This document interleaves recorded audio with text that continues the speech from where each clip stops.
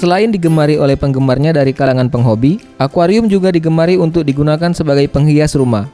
Dan yang kini tengah menjadi pilihan yaitu akuarium yang diisi dengan air laut.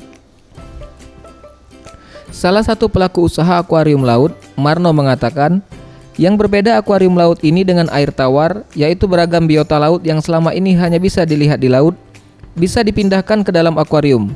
Seperti beragam ikan hias yang hidup di laut, bintang laut, karang, terumbu karang, dan anemon.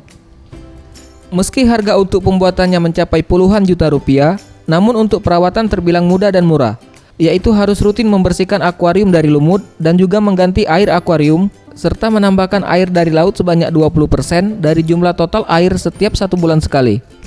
Ini bedanya dengan aquascape biasa itu apa? Beda dari airnya, kalau yang ini kan pakai laut, kan kalau aquascape air tawar. Jadi air yang digunakan ini air laut asli atau? Asli, kalau ini asli dari Bangka Belitung. Untuk pembuatan akuarium laut sendiri, setidaknya membutuhkan 2 hari pengerjaan, mulai dari setting hiasan hingga pengendapan air yang membutuhkan waktu 2 hari, agar ketika biota laut hidup dimasukkan, dapat dengan mudah beradaptasi. Tim Liputan, Sriwijaya TV.